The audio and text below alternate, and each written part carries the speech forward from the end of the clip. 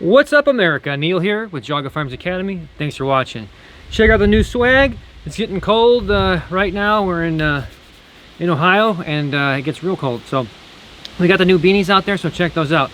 Today's video is going to be quick, down and dirty, but give you some cool points about red dots versus scopes, because we get a lot of those, and you're going to start to see a lot more scoped rifles.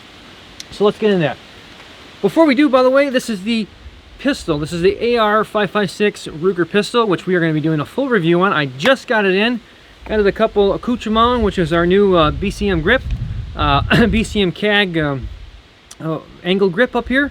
We put our M-Bus sights on it, and of course the hollow sun. So this baby's going to be pretty good. We're going to put a light on it and a sling, and we're good to go. And we'll be doing some testing, so check that one out.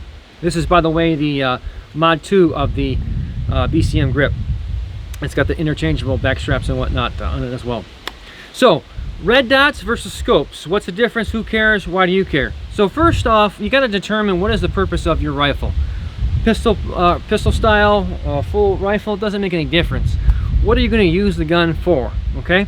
So for most people, for a home defense application, let's just call it 50 yards and in. Really, I mean, you can get much further, but I'm just saying 50 yards and in. A red dot's the way to go. It's real simple. It's small in profile, small in footprint on the rifle, pretty easy to mount, pretty easy to set up, take it to the range, pick your distance. I recommend a 50-yard zero, whatever you want to do. Basically, you're going to make your adjustments. We got videos on that. Always have backups, of course. Okay, just like we got here. And zero it in, and you're good to go. Pretty much where the red dot is, pretty much where you're going to shoot. From if you use a 50-yard zero, from 0 to 200 yards, you're going to be right in there. Anybody can follow the recipe, guys. It's a red dot. This one, the hollow sun, this is the HS503GU. We did a review way back. I love hollow sun products. They are bad to the bone. Very good battery life, shake awake, the whole 9 yards. Anyhow, long story short, you put that red dot wherever you want it to go and press the trigger, and if you do your job, you're right on. Now, what you're going to see a lot more of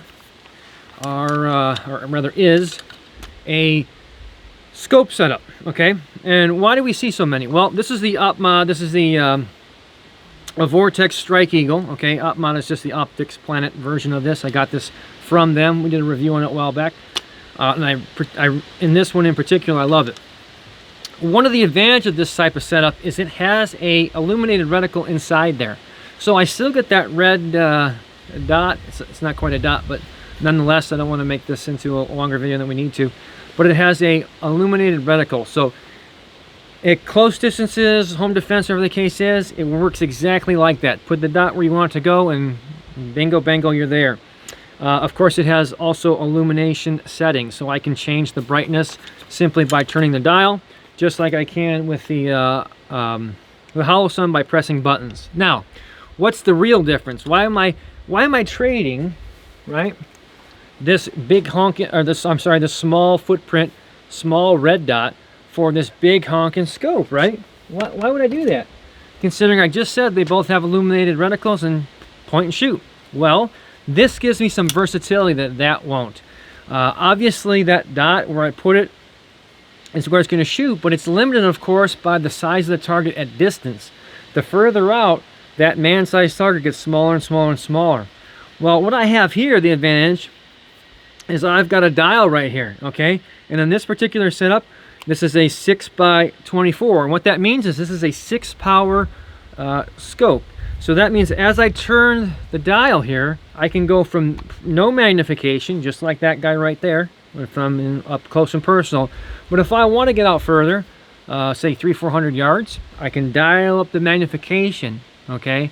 And now I've got more of a precision setup rifle, if you will. Okay, same setup. I can dial it back down real quick, and I'm back at 0 to 50 yards or whatever.